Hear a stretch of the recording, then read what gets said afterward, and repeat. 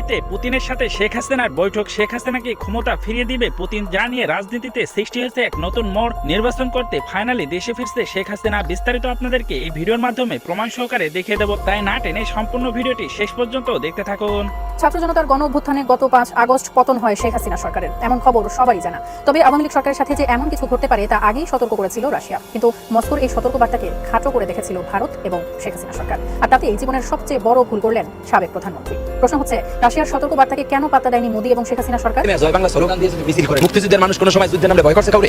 জয় বাংলার ভিত্তিতে আওয়ামী লীগ বিএনপি জামায়াত কি করেছে? জয় বাংলা মুক্তিযুদ্ধ স্লোগান, জয় বাংলা বাংলাদেশের স্লোগান। জয় বাংলা কি পাপ? জয় বাংলা বলা কি অপরাধ? জয় বাংলার মুক্তিযুদ্ধের একটা স্লোগান। এই জয় বাংলা আছে, জয় বাংলা থাকবে, আওয়ামী লীগ আছে, আওয়ামী লীগ থাকবে। আওয়ামী লীগ ফিরে আসছে, ইভেন আওয়ামী লীগ নির্বাচনে অংশগ্রহণ করতে যাচ্ছে। আওয়ামী লীগকে নির্বাচনের সুযোগ দেওয়া হচ্ছে, এমনই চাঞ্চল্যকর তথ্য আজকে গণমাধ্যমে আসলো যে ভারত বাংলাদেশের যে নিরাপত্তা উপদেষ্টা ছিলেন, আওয়ামী লীগের মধ্যে ধরনের খুশির বন্যা হয়ে গেছে, যেটা আওয়ামী লীগের নেতাকর্মীদের মধ্যে খুশির বন্যা বয়ে দিচ্ছে। সেটা হলো আওয়ামী লীগের সম্ভাব্য প্রার্থী তারা তালিকা করেছেন, মনোনয়ন করেছেন। কাজে এসে যে সামনে ইলেকশন আসছে, সেই ইলেকশনে আওয়ামী লীগ পার্টিসিপেট করবে, আমাদের লিডারশিপ শেখ হাসিনা আর সজীব ওয়াজিদ আর আওয়ামী লীগকে নির্বাচন করতে না দিলে সমর্থকরা ভোট বয়কট করবে, রয়টার্সকে শেখ হাসিনা। আর দিকে দিকে কি শুনি শেখ হাসিনার জয়ধ্বনি। অসম্ভবকে সম্ভব করাই বেসিক্যালি অনন্ত জলিলের কাজ না, শেখ হাসিনার কাজ। আল্লাহ যারে বাঁচাই রাখে তারে দুনিয়াতে কেউ মাইরা ফেলার সুযোগ নাই, আর আল্লাহ যারে মাইরা ফেলে তারেও কারো বাঁচানোর সুযোগ নাই, বা মামলায় যারে তুলে তাকে কেউ আটকে পারে।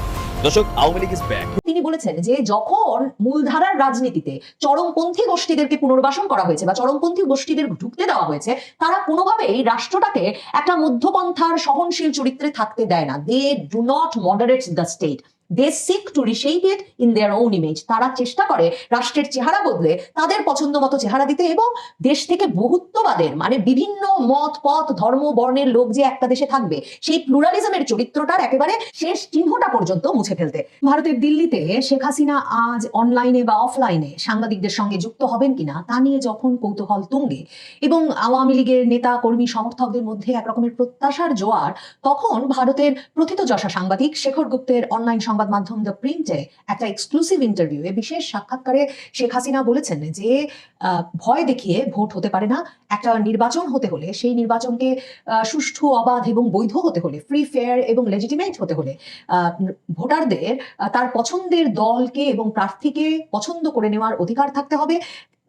বিএনপি জামাতের প্রার্থীরা যেভাবে, নেতাকর্মীরা যেভাবে মানুষের ঘরে ঘরে গিয়ে তাদেরকে সহিংসতার ভয় দেখিয়ে অথবা ভাঙচুরের ভয় দেখিয়ে, ডিস্ট্রাকশন অথবা ভায়োলেন্সের ভয় দেখিয়ে ভোটে আসতে বলছেন বা ভোট দিতে বলছেন, এভাবে ভোট হতে পারে না। শেখ হাসিনা দ্য প্রিন্টের সঙ্গে সাক্ষাৎকারে বলেছেন যে ইন্টারিম গভর্নমেন্ট, এই অন্তর্বর্তীকালীন সরকার জানেন যে বাংলাদেশের সবচেয়ে পুরনো এবং বৃহত্তম দল আওয়ামী লীগ যদি নির্বাচনে অংশগ্রহণ করতে পারত তাহলে তারা ব্যাপক সমর্থন পেত, ব্যাপক সংখ্যাগরিষ্ঠতায় নির্বাচিত হতো এবং ঠিক সে কারণে দলটিকে নিষিদ্ধ করে রাখা হয়েছে নির্বাচনে অংশগ্রহণ থেকে। এবং তিনি মনে করিয়েছেন যে যেই ইউনুস একটা ভোটও কোনোদিন বাংলাদেশের জনগণের কাছ থেকে পায়নি, সেই ইউনুসই বাংলাদেশের পুরো মানে আইনি কাঠামো, সাংবিধানিক কাঠামো পুনর্লিখন করেছে। মানে ওই যে জুলাই সনদের কথা বলছেন শেখ হাসিনা, যার ভিত্তিতে গণভোটও অনুষ্ঠিত হতে যাচ্ছে 12 তারিখ। তো শেখ হাসিনা বলছেন যে যেই লোকটি একটা ভোটও কোনোদিন পায়নি, সেই ব্যক্তিটি বাংলাদেশের সকল আইনি কাঠামোকে পুনর্লিখন করে নিজের অবৈধ কার্যকলাপকে বৈধ করে নেওয়ার প্রক্রিয়া শুরু করেছে বা সেই প্রক্রিয়া চালু করেছে। শেখ হাসিনা এই সাক্ষাৎকারটিতে বলেন যে এই পুরো প্রক্রিয়াটাকে কোনো পরিবর্তন, রূপান্তর, ক্ষমতা হস্তান্তর বলা যায় না, এটা কোনো ট্রানজিশন নয়, এটা একরকমের কর্তৃত্ববাদ মাত্র। দ্য প্রিন্ট এই আলাপটির করেছে শেখ হাসিনার সঙ্গে যে ডক্টর মোহাম্মদ ইউনূস তো বারবার বলেছেন যে তিনি আওয়ামী লীগকে নিষিদ্ধ করেন নাই। তিনি বিভিন্ন আন্তর্জাতিক সংবাদ মাধ্যমে, আপনাদের মনে থাকবে যে ডক্টর ইউনূস বারবারই বলেছেন যে তিনি আওয়ামী লীগকে তার সরকার নিষিদ্ধ করে নাই, আওয়ামী লীগের রাজনৈতিক কার্যক্রম নিষিদ্ধ রয়েছে।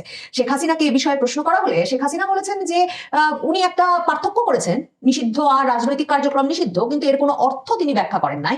এবং আওয়ামী লীগ যেহেতু কোনো রাজনৈতিক কর্মকাণ্ড পরিচালনা করতে পারছে না, প্রচারণা চালাতে পারছে না, সংগঠিত হতে পারছে না, এমনকি নির্বাচনেও অংশ নিতে পারছে না, কাজেই ইউনূস সরকার প্রকৃতভাবে সর্বতভাবে আওয়ামী লীগকে নিষিদ্ধ করে রেখেছে। শেখ হাসিনা বলেছেন যে বাংলাদেশের আইন শৃঙ্খলা পরিস্থিতির যে ভয়াবহ অবনতি হয়েছে, যে গুরুতর অবনতি হয়েছে, তা একমাত্র ঘুরে দাঁড়ানো সম্ভব যদি বাংলাদেশে সকল রাজনৈতিক দলের অংশগ্রহণে একটা সুষ্ঠু অবাধ নির্বাচনের মাধ্যমে একটা সাংবিধানিক সরকার বাংলাদেশের নেতৃত্বে আসে, তাহলেই শুধুমাত্র সেটা সম্ভব। কারণ আইন শৃঙ্খলা কখনো বাছাই করে প্রয়োগ করে কিংবা ভয় দেখিয়ে আইন শৃঙ্খলা ব্যবস্থার উন্নতি করা যায় না বা আইনের শাসন প্রতিষ্ঠা করা যায় না।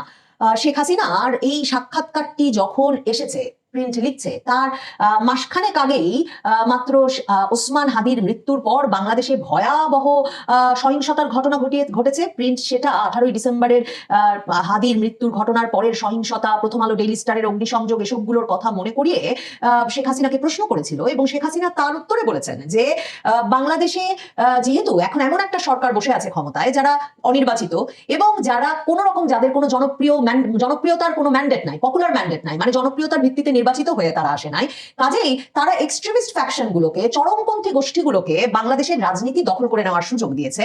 এবং তিনি বলছেন যে ইউনূস সরকার এ কারণে সংস্কার দেওয়ার পরিবর্তে, মানে সংস্কারের কথা বলে তারা ক্ষমতায় এসেছে, কিন্তু সংস্কার দেওয়ার পরিবর্তে এই অন্তর্বর্তীকালীন সরকার র্যাডিক্যাল গ্রুপ, মৌলবাদী চরমপন্থী গোষ্ঠীগুলোকে ক্ষমতার কেন্দ্রে বসিয়েছে এবং মব জাস্টিস, মবের বিচার প্রতিষ্ঠা করেছে এবং পলিটিক্যাল ভয়েসেস, সকল রকম বৈধ রাজনৈতিক কণ্ঠস্বরকে একরকমের রুদ্ধ করেছে, তাদের কণ্ঠ চেপে ধরেছে।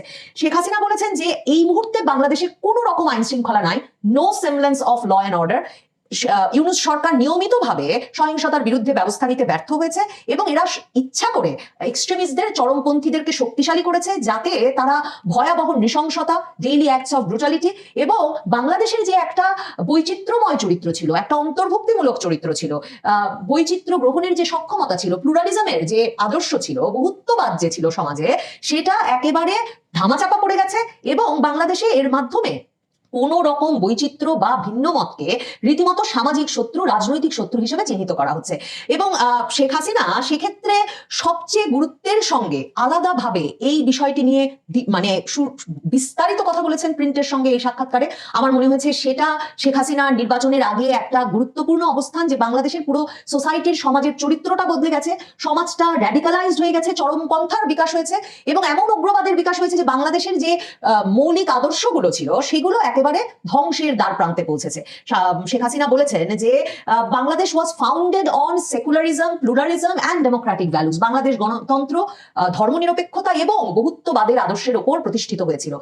কিন্তু এখানে তিনি রীতিমতো জামায়াতে ইসলামীর নাম উল্লেখ করে এই সাক্ষাৎকারটিতে তিনি উদ্বেগ প্রকাশ করেছেন। তিনি বলেছেন যে জামায়াতে ইসলামী এবং অন্যান্য চরমপন্থী গোষ্ঠীগুলোকে ইউনূস সরকার পুনর্বাসন করবার মাধ্যমে বাংলাদেশের যে জাতিগত চরিত্র, সেই চরিত্রটাই নষ্ট হয়ে গেছে, threatens the very fabric of our nation.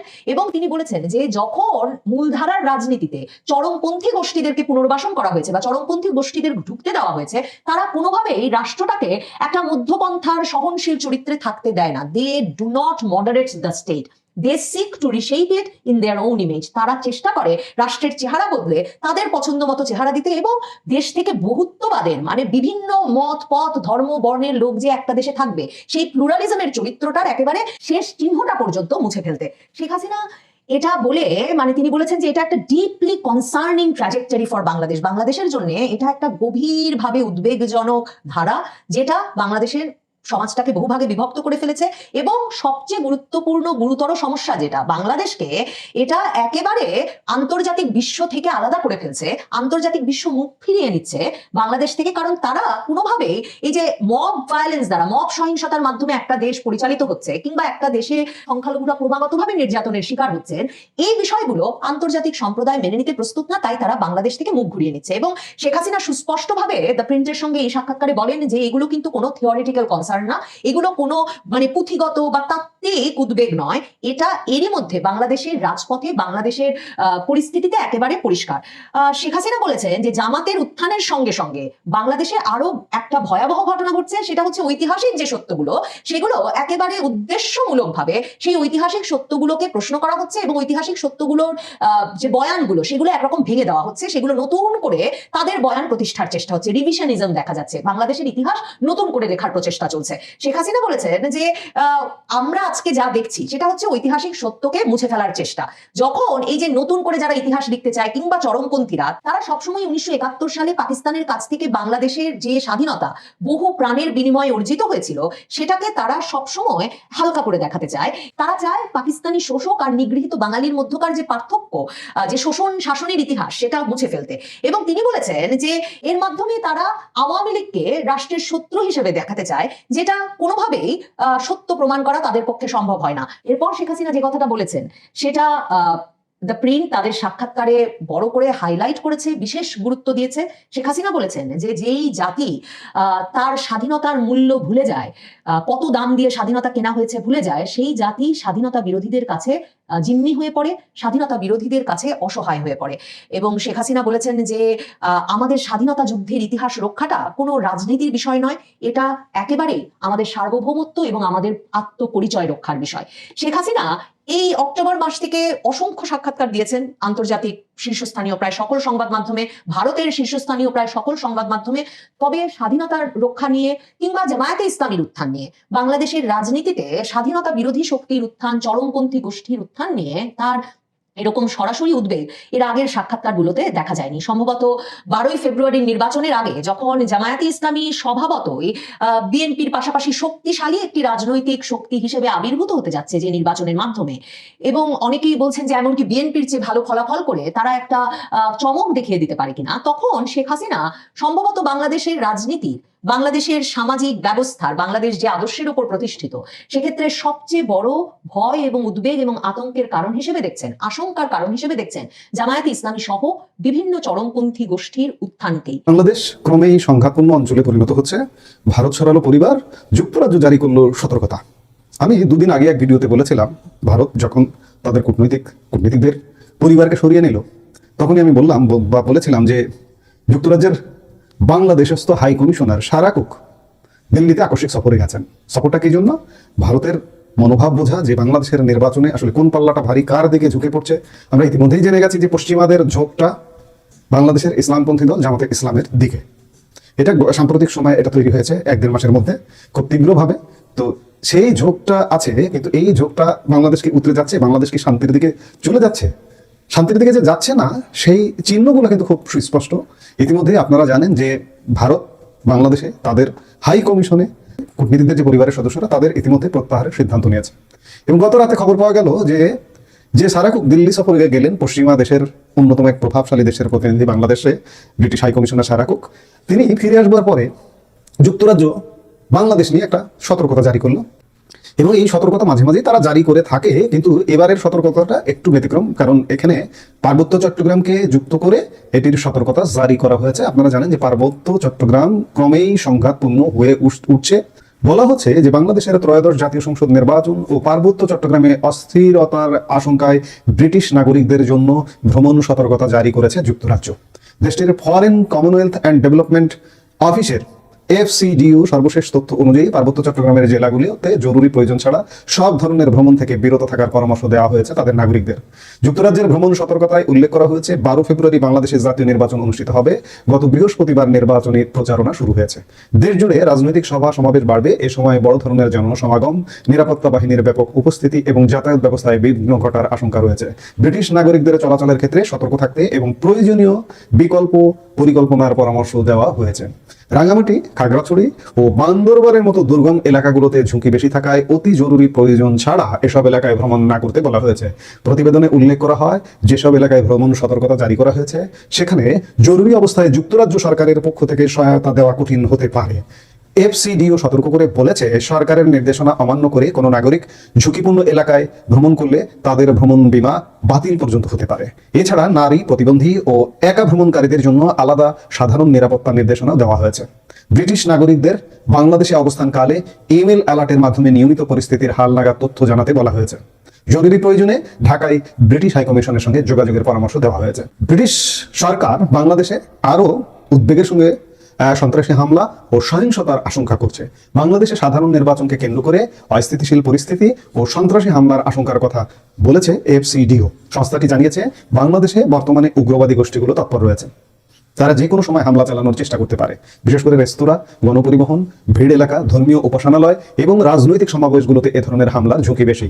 ধর্মীয় সংখ্যালঘু এবং ইসলাম বিরোধী হিসেবে অভিযুক্ত ব্যক্তিদের লক্ষ্যবস্তু করা হতে পারে। এই অবস্থায় বড় ধরনের জনসমাগম এড়িয়ে চলতে এবং আইন শৃঙ্খলা রক্ষাকারী বাহিনীর নির্দেশনা অনুসরণ করতে বলা হয়েছে। রাজনৈতিক অস্থিতিশীলতা বিষয়ে বলা হয়েছে, 2024 সালের জুলাই আগস্টের অভ্যুত্থানের পর বাংলাদেশের পরিস্থিতি এখনো অস্থিতিশীল। ব্রিটিশ সরকারের তরফ থেকে এমনটা বলা হচ্ছে। আবার এই সারা কুক দিল্লিতে গিয়ে তার মনোভাব বোঝাবার চেষ্টা করেছেন, যাদের সাথে আলাপ করেছেন ভারত সরকারের সাথে আলাপ করবার শেষ পর্যন্ত চেষ্টা ছিল, আমরা জেনেছিলাম যে হয়তো আলাপ হচ্ছে, কিন্তু শেষ পর্যন্ত আলাপ হয়নি। যাদের সাথে আলাপ করেছেন তিনি বোঝাতে চেয়েছেন বাংলাদেশ পরিস্থিতি ভালো আছে, বাংলাদেশে নির্বাচন হচ্ছে এবং গণতন্ত্র উত্তরণের পথে এই নির্বাচন খুব গুরুত্বপূর্ণ ভূমিকা পালন করবে। কিন্তু আসলে কিসের গণতন্ত্র, কিসের কি? বাংলাদেশ একটা সংঘাতপূর্ণ দেশের কাতারে নেমে যাচ্ছে। আমি বরাবরই বলি, ইতিমধ্যে জাতিসংঘ মানবাধিকার হাই কমিশনের কার্যালয় বাংলাদেশে কাজ শুরু করেছে। বাংলাদেশে অচিরেই না জাতিসংঘ শান্তিরক্ষী মিশনেরও কাজ করবার প্রয়োজন হয়ে পড়ে। এগুলো আসলে সেগুলোই বলছে, এই যে পরিবার সরিয়ে নেওয়া, সংঘাতপূর্ণ দেশ থেকে কিন্তু পরিবার সরিয়ে নেয়। ইরাক, ইরান কিংবা ইউক্রেন বা এইসব দেশ, আফগানিস্তান, এইসব দেশ থেকে কূটনীতিকরা বিভিন্ন সময়ে তাদের পরিবারের সদস্যদের সরিয়ে নিয়েছে। সেটা মার্কিন যুক্তরাষ্ট্র থেকে শুরু করে পশ্চিমা বিভিন্ন দেশ সরিয়ে নিয়েছে। আজকে বাংলাদেশে শুরু করলো ভারত পরিবার সরিয়ে নেওয়া। যুক্তরাজ্য ভ্রমণ সতর্কতা জারি করলো, আগামীকালকে মার্কিন যুক্তরাষ্ট্র ভ্রমণ সতর্কতা জারি করবে। একদিকে তারা জামাতিকরণ করছে দেশ, আর একদিকে দেশ ঢুকে যাচ্ছে সংঘাতের দিকে, যার কারণে তারা নিজেরা নিজেদের কিন্তু সতর্কতা বজায় রেখে চলছে, আর আমাদেরকে একটা অতল গহ্বরের মধ্যে ঢুকিয়ে দিচ্ছে। শেষ কোথায়, কিভাবে শেষ হবে আমরা দেখতে থাকি। এছাড়া এটা যে শেষ করবে কে করবে এই দেশে এই মুহূর্তে? এই যে রাজনৈতিক দলগুলো যারা নির্বাচন করছে তারা করবে? তারা তো এই যে সরকারটি সংঘাতের মধ্যে বাংলাদেশকে ঢুকিয়ে দিয়েছে তাদেরই তো সমর্থক। আমি বরাবর বিভিন্ন কন্টেন্টে এগুলো বলছি। আবার আরেকটি জিনিস লক্ষণীয়, খেয়াল করে দেখুন যে যুক্তরাজ্য পার্বত্য চট্টগ্রাম জুড়ে তাদের নাগরিকদের ভ্রমণে সতর্কতা জারি করেছে। কেন? সেখানে মিয়ানমার সংকটের কারণে, মিয়ানমারের যুদ্ধ। আপনারা জানেন যে আমাদের সীমান্তের ওপারে কখনো কখনো যুদ্ধের দামামা, যুদ্ধের ছিটেফোঁটা এপারেও চলে আসে, তাদের গোলাগুলি এপারে চলে আসে, বোমা বিস্ফোরণ এপারেও চলে আসে, সীমান্তের এপারে চলে আসে। এবং ওই যুদ্ধের আঁচটা যে বাংলাদেশে যে কোনো মুহূর্তে ঢুকে যেতে পারে। ওখানে অনেকগুলো গ্রুপ, সরকারি জান্তা বাহিনী আছে, আরাকান আর্মি আছে, রোহিঙ্গাদের বিদ্রোহী গোষ্ঠীগুলো আছে, আরসা আছে, আরএসএ আছে। কাজে ওই অঞ্চলটা ইতিমধ্যে যুদ্ধ খেলা চলছে। যুদ্ধের মধ্যে যে আমাদের বাংলাদেশ ভূখণ্ড যে কোনো সময় ঢুকে যাবে, যুক্তরাজ্যের এই সতর্কতা, পার্বত্য চট্টগ্রাম নিয়ে এই সতর্কতা তারই একটা আভাস বলতে পারেন। আমরা আভাস পাচ্ছি কিন্তু বিভিন্নভাবে যে মিয়ানমার সীমান্ত আমাদেরকে কিন্তু ভোগাতে পারে। আমরা সেদিকেই যাচ্ছি। বাংলাদেশ নিশ্চিত একটা সংঘাতপূর্ণ দেশের কাতারে ঢুকে ইতিমধ্যে গেছে, আরো তীব্রভাবে ঢুকে যাবে। 12 ফেব্রুয়ারি নির্বাচন হচ্ছে, তো কি হয়েছে? নির্বাচন হবে, কি হবে? কিচ্ছু হবে না। সংঘাতপূর্ণ দেশের কাতারে আমরা ঢুকে যাচ্ছি। প্রিয় দর্শক, এই ভিডিওটা আপনাদের কাছে কেমন লাগলো? যদি বিন্দু পরিমাণ ভালো লেগে থাকে তাহলে অবশ্যই চ্যানেলটাকে সাবস্ক্রাইব করে আমাদের সাথেই থাকবেন, যাতে করে এমন নতুন নতুন আপডেট নিউজ সবার আগে আপনাদের হাতে তুলে দিতে পারি। তাহলে সবাই ভালো থাকবেন, সুস্থ থাকবেন। দেখা হচ্ছে পরবর্তী কোনো আপডেট নিউজ নিয়ে।